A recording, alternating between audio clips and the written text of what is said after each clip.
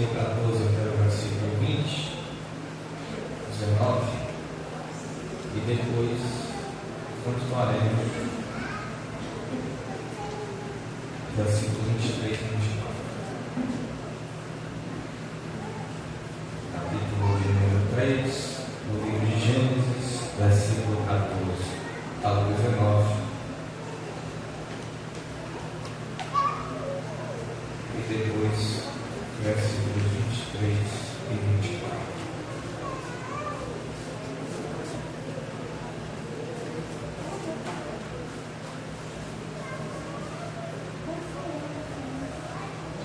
Todos acharam?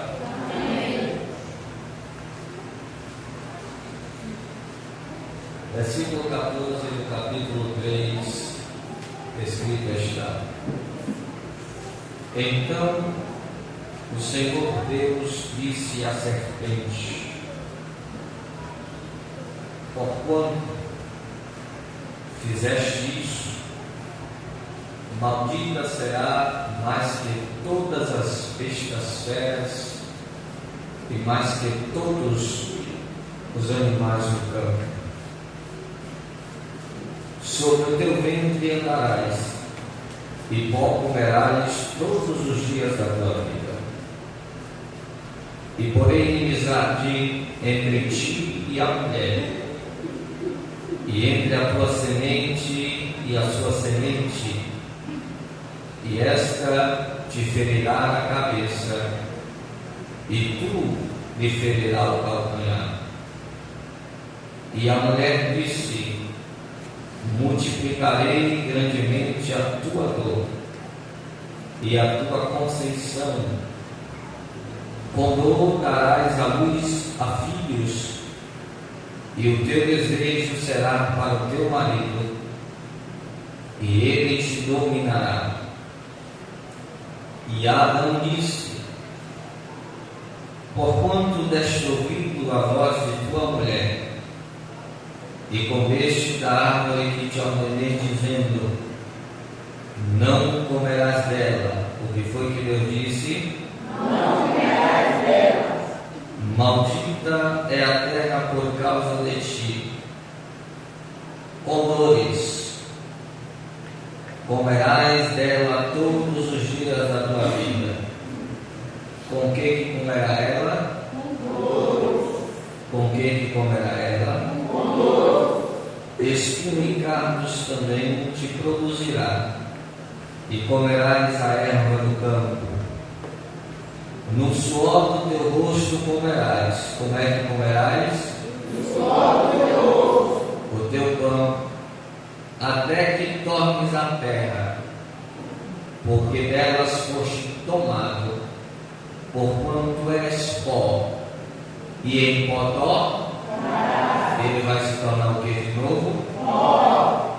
E chamou, versículo 23, e o Senhor Deus, pois, os lançou fora do jardim do Éden. Que foi que Deus fez? Lançou fora do jardim do Éden, para lavrar a terra de que fora tomado.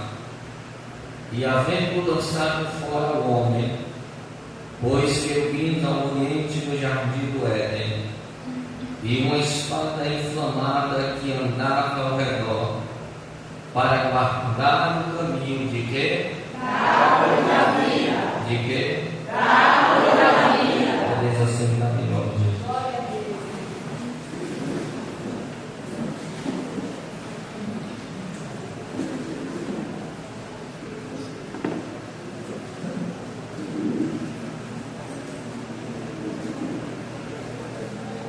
Eu quero lembrar a igreja e o pregador de domingo não é o mesmo de terça, não. É a mesma pessoa, né? Mas a responsabilidade de terça é pastoral. Nós iniciamos há 3 terças-feiras atrás em um tema dado por Deus. E quando Deus me dava esse tema, eu entendia que ia ser transmitido em um dia.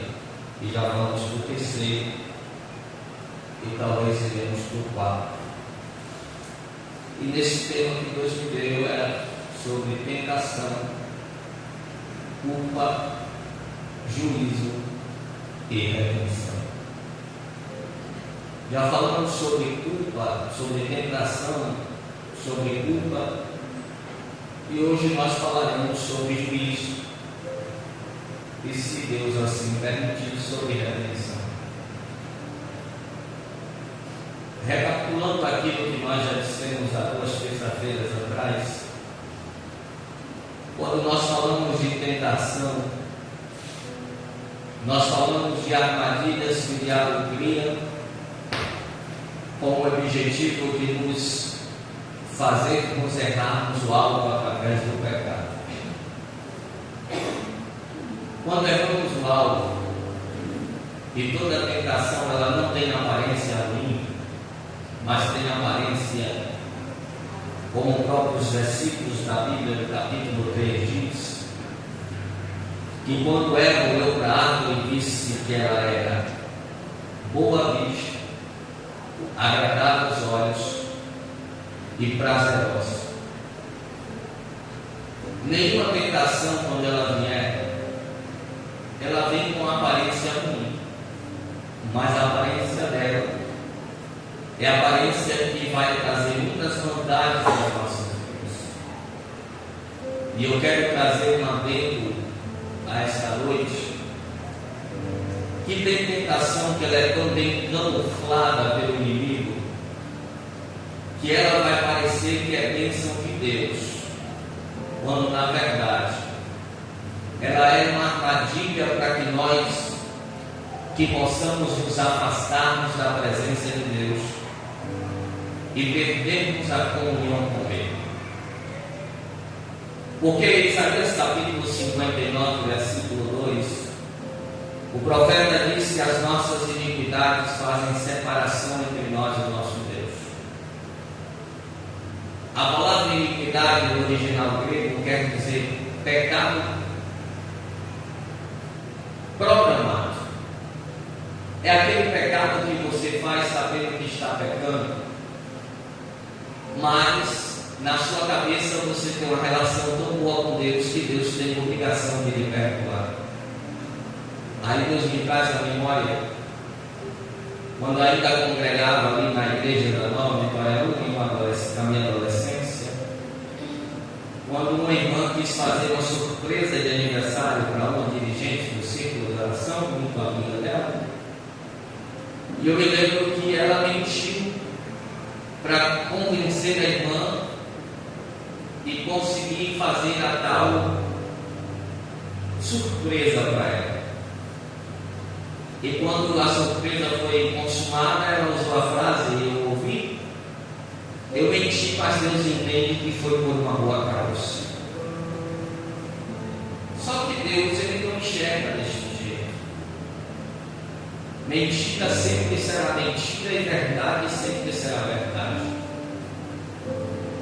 Não importa qual é o fim, mas os meios para os quais nós queremos chegar no objetivo, se ele é balizado em mentira e engano, Deus não está nele.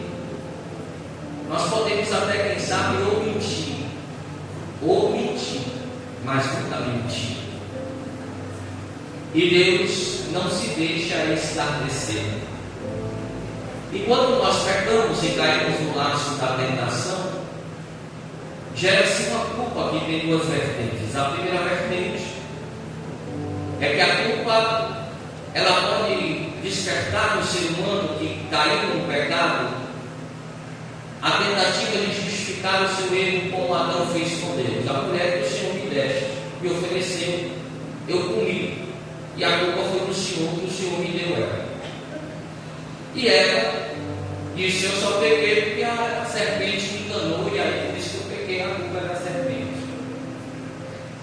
Existe aquele que vai utilizar para defesa justificativa, existe aquele que vai fazer como Davi, reconhecer, após a repreensão do profeta, E existe aquele que vai reconhecer, confessar, deixar, mas o diabo vai dizer: você não pode porque você pecou.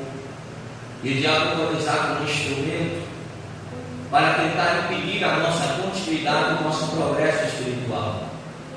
Só que está escrito em Provérbios que aquele que confessa e deixa, ele alcança a misericórdia. E a partir do momento que há uma confissão e um arrependimento sincero, automaticamente a misericórdia de Deus está sobre a sua vida e você está apto de novo a entrar na presença de Deus. Porque Jesus justifica os nossos pecados. Eu vou tratar sobre isso lá na frente. Mas todo pecado, independente do arrependimento, ele é algo que nos traz o juízo.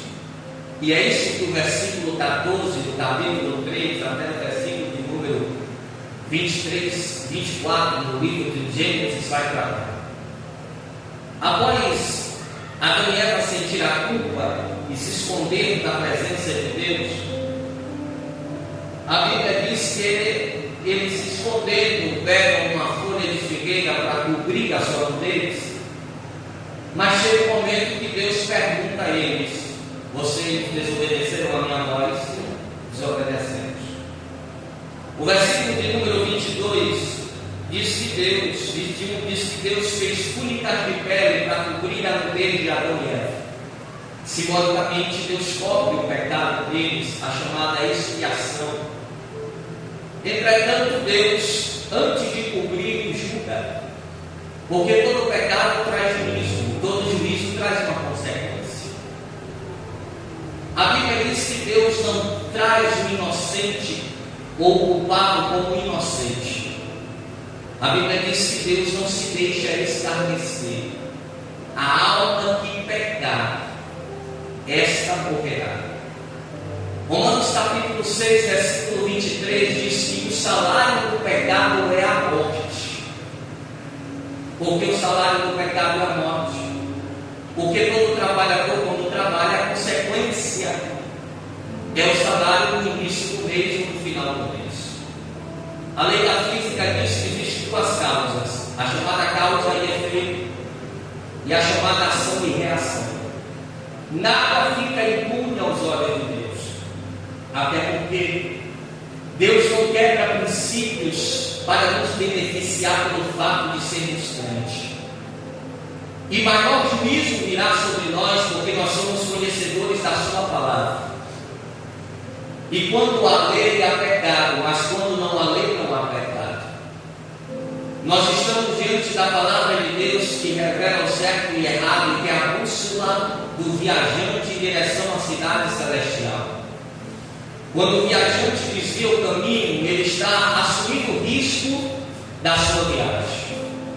A ordem de Deus a Jonas era o seguinte: eu quero que você vá a Nínive e pregue a minha palavra. Não vou, consequência, vai para o vento da baleia. Porque a ordem de Deus foi dada que ele pregasse. A partir do momento que ele rejeita, ele vai para o vento. Quando ele se arrepende do vento, Deus faz com que a baleia vomite, ele prega, o povo se arrepende. Porque a proporção era que Deus iria destruir Nínive, mas a proporção que o povo se arrepende de Deus não destrói Nínive. A tradução para a língua portuguesa vai dizer que arrependeu-se Deus de destruir Nínive. Eu quero abrir um parênteses aqui para explicar que Deus ele não se arrepende. Deus ele é imutável. Tudo que Deus determina na nossa vida é um projeto inicial, mas o projeto final depende das nossas ações. A proporção que o tempo vai passando e nós desviamos do projeto que o engenheiro, que o arquiteto fez, nós assumimos a consequência do final do projeto. Aquilo que conhece do projeto pode afirmar.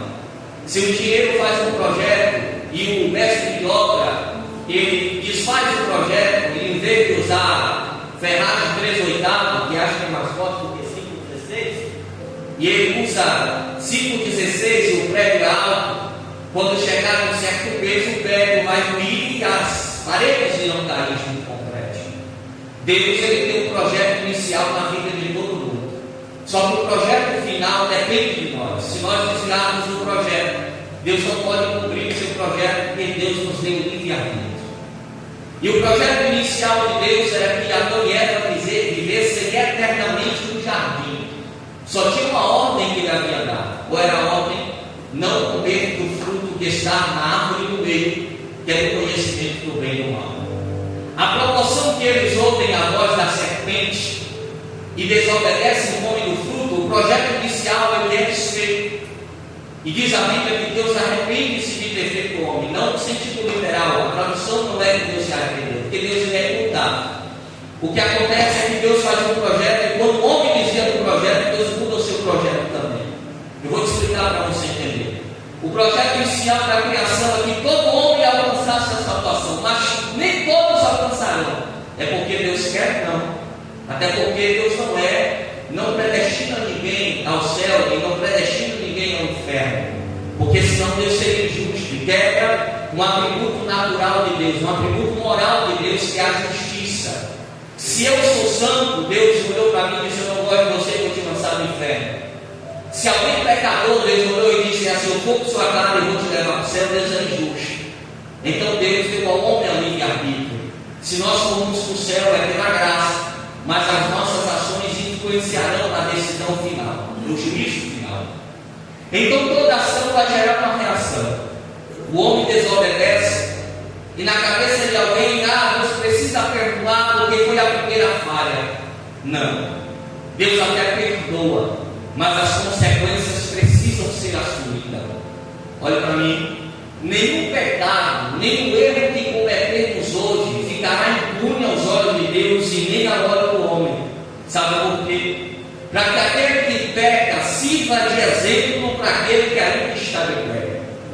Ao longo da minha vida, completei no dia 29 de julho 21 anos que aceitei a Jesus como Senhor da minha vida.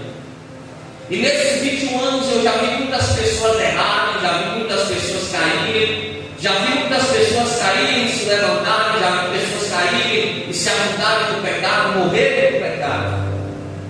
E eu usei a vida deles como exemplos para não cometer o mesmo erro que eles cometeram. E muitos exemplos que existem hoje são exemplos para que a igreja olhe e diga assim: eu não posso seguir o mesmo caminho que fulano. Eu não posso trilhar a mesma história que Beltrano. Eu preciso trilhar um caminho diferente, para que eu não acabe no abismo como ele acabou no abismo. E a história de Adão e Eva, que não se trata do fruto em si, mas da desobediência.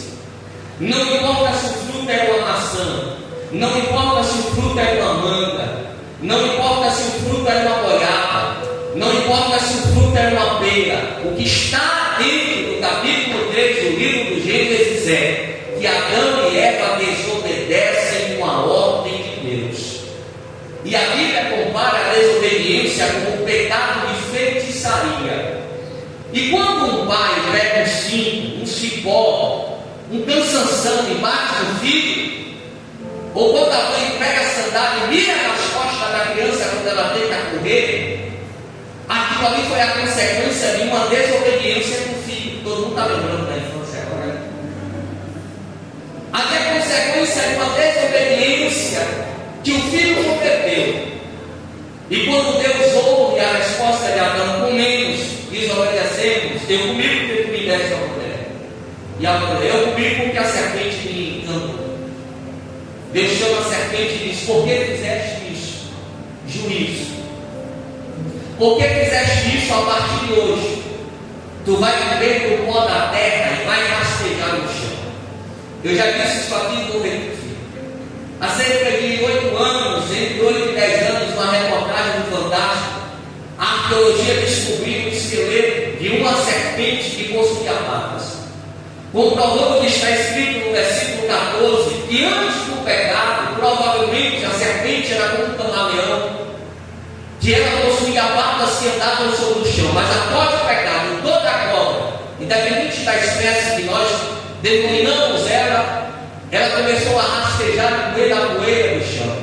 E não somente isso, Deus, em alusão ao pecado, olha para a serpente e diz: nascerá um da semente da mulher, que esmagará a tua cabeça, e tu lhe ferirás o calcanhar. Quando a Bíblia diz sobre cabeça, a cabeça na Bíblia representa poder, autoridade. A partir do momento que Satanás induz o homem a desobedecer, o poder do pecado é implantado na natureza humana, e tudo que nos traz prazer, nós queremos, o chamado hedonismo, o prazer incessante, o prazer, a vontade de satisfazer os nossos desejos, os nossos prazeres. A partir daquilo ali, desperta em nós o desejo e o prazer pelo pecado. Tudo que nos traz adrenalina, tudo que nos traz prazer, tudo que nos faz nos sentirmos bem, ou trazer uma felicidade, uma alegria momentânea, isso nos traz prazer e desperta o desejo pelo pecado. O homem, ele tem uma natureza pecaminosa. É por isso que Paulo, escrevendo ao Gálatas, ele vai dizer que a carne, ela luta contra o espírito, e aquele que nós alimentarmos, ele vai vencer. Se alimentarmos a carne, nós vamos viver uma vida de pecado. Se alimentarmos o espírito, nós vamos viver uma vida de santidade.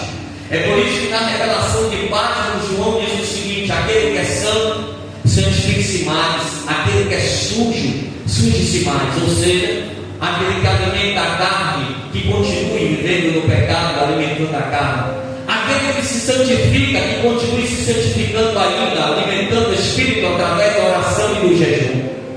E a Bíblia diz que então Deus chama a serpente e diz: nascerá um que esmagará a tua cabeça, e tu lhe ferirás o calcanhar. Algumas pessoas, alguns teólogos vão dizer que quando o termo diz ferir o calcanhar, está dizendo que tu vai ter morte com dores. É por isso que Jesus ele deu uma morte doída, dolorida, sofrida, e ele é transpassado na cruz do Calvário pelo meu e pelo teu pecado. Aí Deus chama a mulher e diz à mulher no juízo o seguinte: Eva, até hoje você teve filhos sem sentir dor de parto. Como assim, pastor? A Bíblia não diz. Algumas teorias teológicas dizem que antes do pecado, antes do nascimento de Abel e Caim, Adão e Eva teve filhos e filhas antes do pecado da desobediência. Até porque a ordem de Deus, após criar a mulher na costela do homem, foi: multiplicai-vos e enchei a terra. Então, nós sabemos que após a criação e Deus colocar Adão e Eva no jardim, a Bíblia não vai detalhar a história da vivência de Adão e Eva no jardim. Então, após a criação, o homem não peca de forma automática. Existe um período, um tempo, para que o pecado venha a existir. Nessa lacuna, que a Bíblia não especifica, Adão e Eva teve filhos. Até porque quando Deus olha para a mulher e diz assim: a partir de hoje, tu terás filhos com dores. Sendo assim, Deus estava dizendo que até aquele momento, quando chegava o nono mês de gestação, às 40 semanas, ela tinha filhos, mas não sentia dores. Mas a partir daquele momento, quando ela tivesse filho, e a criança fosse nascer em parto normal, ela sentiria dores no parto. Então, todas as vezes que você, mulher, tiver filhos e não for cesariana e chegar no parto e aquela dor insuportável vir sobre você, que só você sente e eu não vou sentir, de hipótese nenhuma,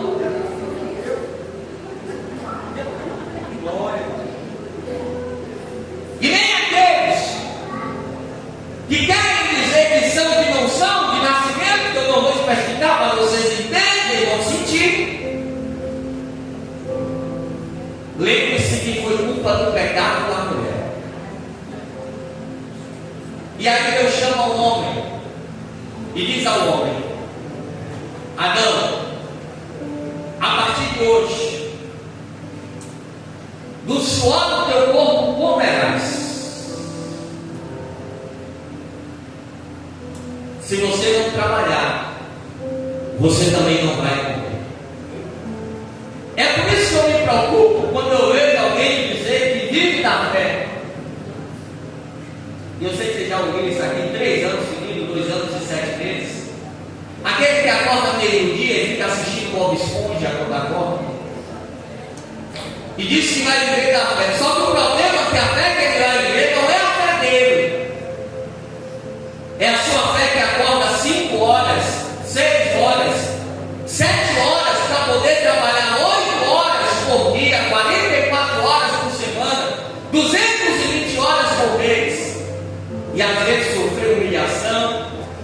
sofrer perseguição, sofrer afronta, enquanto um pregador está dizendo que vai viver da fé. Da fé de quem? Porque Paulo diz o seguinte: de dia, final de semana, eu estou lá na sinagoga aos sábados pregando, mas durante o dia eu estou fazendo tenda para não ser pesado aos irmãos. E aí Deus olha para o homem e diz: no suor do teu corpo comerás. E não acaba aqui. Quem já morou no sertão aqui? Levante a mão. Todo mundo aqui morou sempre na beira da praia. Todo mundo aqui é filho.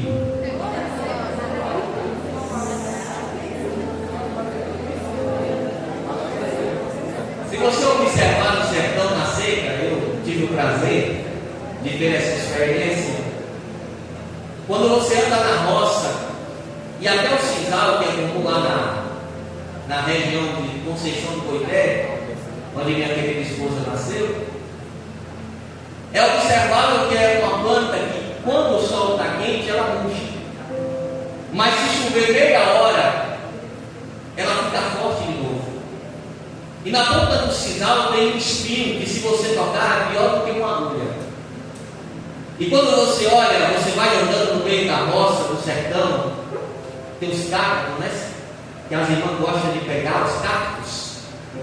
E as irmãs gostam de pegar e botar algumas nos ratos da sua casa. A Bíblia diz que Deus olha para Adão e diz: a partir de hoje, a terra produzirá espinhos.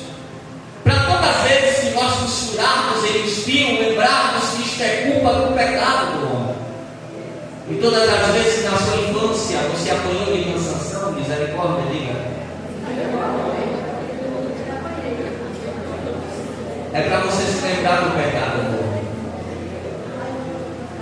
A sentença que Deus dá à serpente, a sentença que Deus dá à mulher, e a sentença que Deus dá a Adão, e que até hoje é lembrada quando muitas vezes homens e mulheres acordam de manhã com sono, cansado, dizendo: hoje eu vou botar uma testada.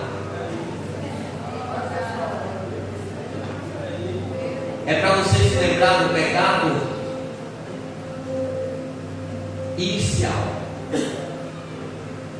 para que nunca nos lembremos, esquecemos que todo pecado ele gera uma consequência. E Deus, Ele não trará o culpado como inocente. O artigo 394 do Código de Processo Penal da lei brasileira diz que todo processo, para iniciar, ele precisa primeiro de uma acusação. E o capítulo 3, ele é um respaldo daquilo que está escrito na lei brasileira. Quando alguém traz uma acusação contra uma pessoa, é notório que o juiz vai fazer a avaliação das provas, e as provas sendo contundentes e verídicas, o processo de julgamento é dado continuidade. O réu é chamado para fazer a sua defesa através de um advogado. Caso as provas não sejam suficientes, ele não pode aceitar a acusação e o processo é arquivado. Só que o texto diz que o próprio Deus testemunhou a desobediência. E Deus chama o homem para o julgamento, para o juízo. Porque nenhum pecado na Bíblia ficou impune perante os olhos de Deus. Quando nós vamos para a história de Davi, a Bíblia diz que Davi peca, se arrepende, e diz aquela frase que nós gostamos de repetir: Senhor, retira de mim o teu reino, retira de mim a glória, retira de mim o poder, mas não retire de mim o teu Espírito. Deus acha aquilo lindo, mas Ele não traz o culpado Davi por inocente. Davi, eu não vou te tirar o reino, eu não vou te tirar o trono, eu não vou te tirar a coroa, Mas a criança que é fruto deste pecado, ela vai ter que morrer. E a Bíblia diz que Davi veste pano de saco, coloca cinza sobre a cabeça, porque era o costume de luto. Mas Deus diz: independente do sacrifício e da humilhação, as consequências precisam ser cumpridas. E a Bíblia diz: de que se queixa o homem? De que se queixa o homem? É por isso que o homem não entende, porque o mundo está de mal a pior. E quando o mundo está de mal a pior, alguém pergunta assim: cadê Deus? Aonde está Deus?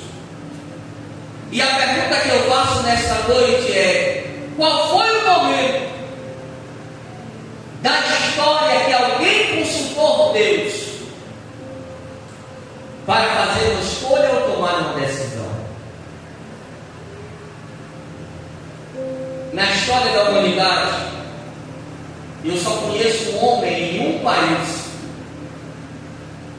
que tinha um consultor, um conselheiro, missionário, evangelista e pastor, que era o governo americano, que durante um período muito grande, um homem por nome Billy Graham, ele tinha livre acesso à Casa Branca para aconselhar os presidentes americanos e respaldo para aconselhá-los quando era necessário.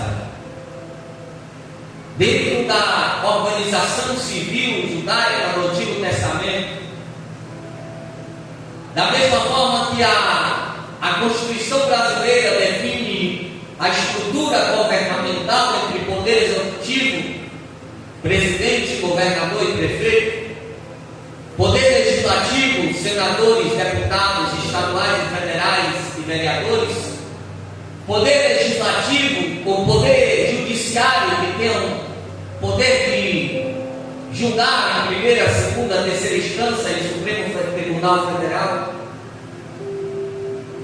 A organização civil judaica definia-se entre rei, sacerdote e profeta. Muitas vezes o rei consultava o profeta. O problema é quando o rei consultava o profeta e o profeta queria ouvir aquilo que ele queria ouvir. Porque muitas vezes Deus queria conserto, o profeta de Deus profetizava e eles escolhiam um falso profeta, porque eles queriam ouvir uma profecia que massageava o seu ego. E muitas vezes a ordem de Deus é: não vá, não faça, não pode, não é este o caminho, mas nós escolhemos aquilo que o nosso coração deseja. E em Provérbios está escrito: enganoso é o coração do homem, quem o conhecerá? Maldito homem que confia no. Quando você vai para a tradução do original, a Bíblia não está dizendo que eu não devo confiar em Oscar. A Bíblia não está dizendo que eu não devo confiar em Adilson. A Bíblia está dizendo: maldito aquele que confia em si próprio e faz do seu braço, da sua carne, a sua força. Porque os carros se preparam para a batalha, mas de quem tem a vitória? Se o Senhor não estiver no meio do arraial, em vão vigia. Por que o Senhor está entrando por esse caminho? Porque tudo que fazemos sem consentimento de Deus vai trazer consequências. E tudo que fazemos trará juízo sobre a nossa vida. A Bíblia conta a história do homem mais manso da terra. Não é o que estou dizendo, não, está escrito. Não houve na face da terra um homem mais manso do que? Só que na hora diz o bom baiano, apertou a mente de Moisés. Vamos repetir o que o baiano faz. Moisés pegou água. Pá! Feriu a rocha. Qual a consequência? Moisés, sobe lá no monte, olha para a terra, mas você não vai? Não vai entrar. Deus tira o povo do deserto, do Egito, atravessa o mar. O povo faz aquele culto pentecostal. O menino pega o tamborim, chama a mulher, começa a cantar bananeira, né? Falar em línguas estranhas, começa a cantar só o Senhor é Deus, só Deus, o Senhor. Quanta coisa aberta! E aí, Jeová? Qual é o medo? Do Senhor para quê? Para morrer no deserto? É melhor deixar lá. O medo disso é ar de peixe. Deus me livre. Pedido pode ficar para você. Cebola no xericé, que é uma água muito forte. Aí ele diz assim: vai morrer todo mundo no deserto. Só vai entrar Josué e Caleb. Mas Senhor, para que o Senhor não sabia que ia todo mundo morrer através da suficiência de que se queixa um homem? A promessa é: vocês estão saindo do Egito hoje e vocês vão entrar em Canaã depois que atravessarem o Jordão. Mas o final do projeto é: todos morreram no deserto. Irmãos, em uma semana o povo atravessava do Mar Vermelho e chegava em Canaã. Só que eles andaram 40 anos em círculo. Chegavam na porta da terra prometida, sentiu o cheiro. Mas Deus cegava e eles continuavam andando em círculo. O que foi isso? Juízo divino sobre a vida deles. Tem pecados que cometemos e a consequência é branda. Tem pecados que cometemos que a consequência é média. Tem pecados que cometemos que a consequência é grave e eterna. Quem pecou? Segundo capítulo 3. Quem pecou? Quem pecou? E quem pecou? Só foi a mulher? E quem é que está sofrendo a consequência até hoje? Quando chegar no céu, nós vamos conversar tete a tete com a fé.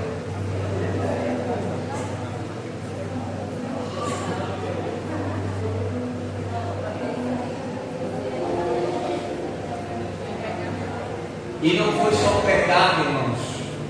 Duas coisas para encerrar. Além de tudo isso, o versículo de número 19 diz: porque do pó foste tirado, formado, e ao pó, sabe o que é isso? É o que está escrito em Romanos 6,23. O salário do pecado é a morte. Além de a mulher sentir dor de parto, além de o homem viver no sol, além de a serpente rastejar e a terra produzir espinhos, como consequência, todos nós vamos morrer. E a Bíblia diz mais, versículo 24: e havendo Deus os lançado fora do jardim, versículo 23, colocou um anjo para guardar o paraíso. Olha para mim, baseado naquilo que está escrito em Gênesis capítulo 1, capítulo 2, a geografia bíblica descobre que o jardim do Éden, pela sua descrição, se localizava na chamada Mesopotâmia. O termo Meso quer dizer entre, e Tâmia quer dizer Deus. estava entre o rio Eufrates e o rio Tigres. A arqueologia, desde pós-Jesus, tem caçado e tentado procurar o jardim que Deus colocou os querubins para guardar.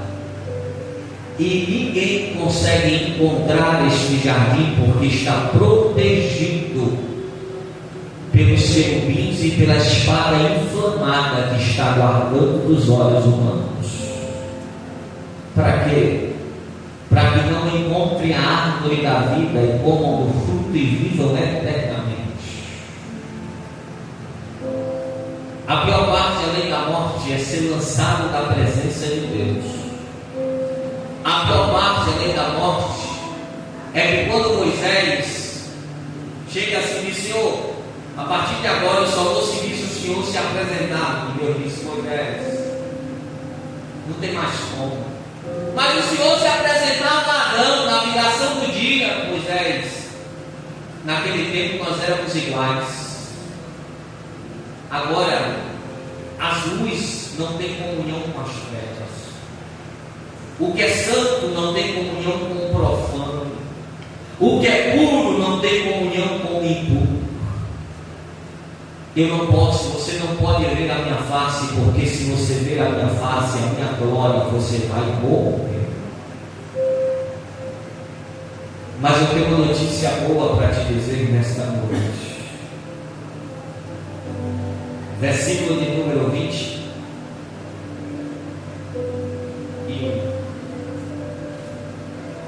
A Bíblia diz que Deus pega um cordeiro,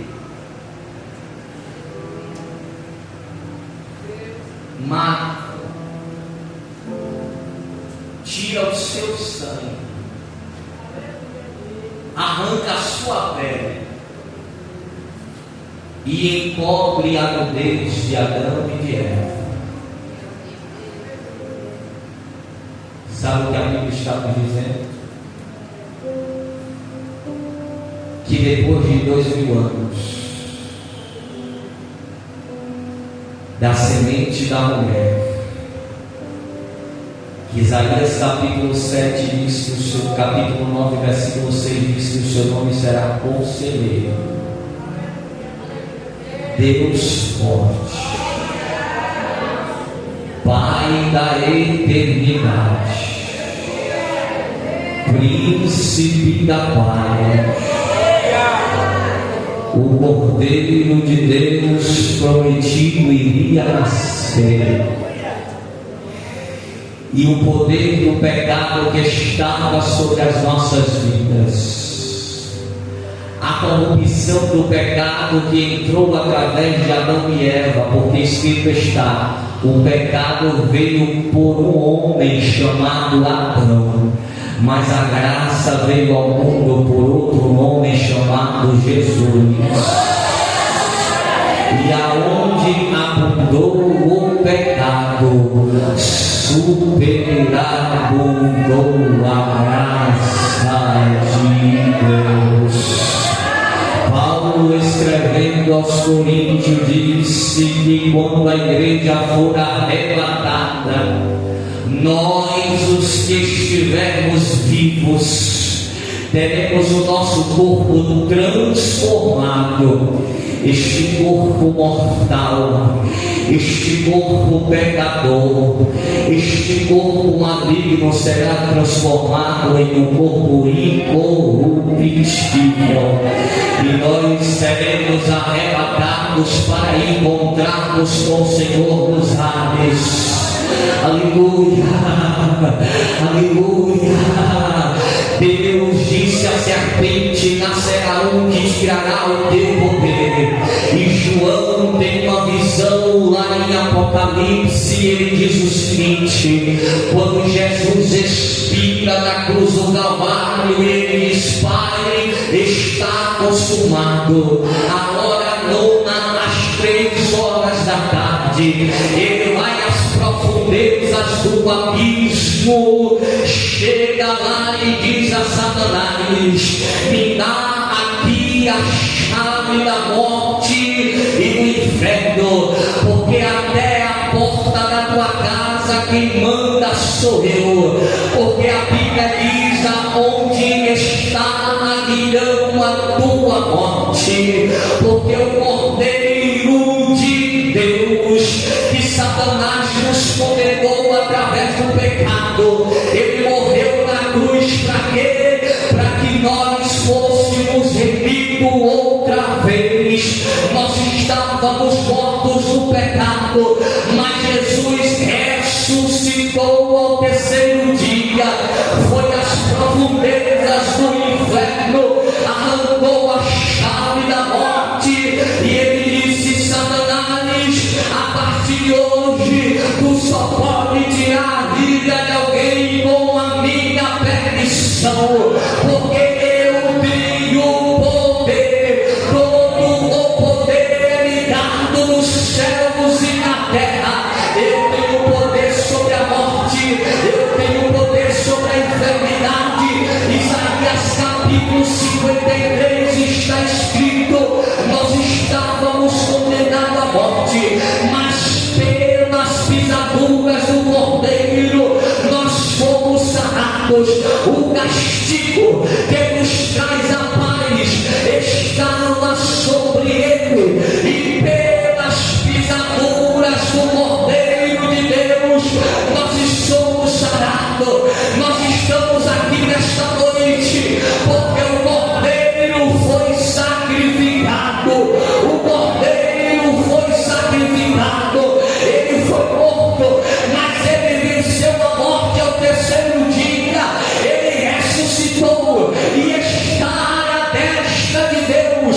E se esta igreja está de pé, não é porque a igreja é bonita, não é porque a igreja é boa, é porque Jesus morreu, mas ressuscitou para nos dar vida e vida com abundância. Fica de pé nessa noite.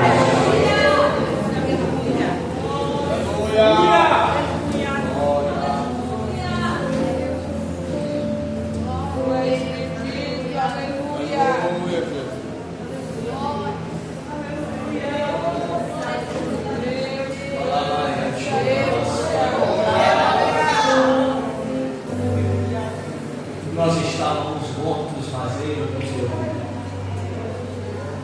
Nós estávamos condenados, mas ele nos deu vida. Jesus, o Cordeiro de Deus, nos deu vida outra vez. Para quê?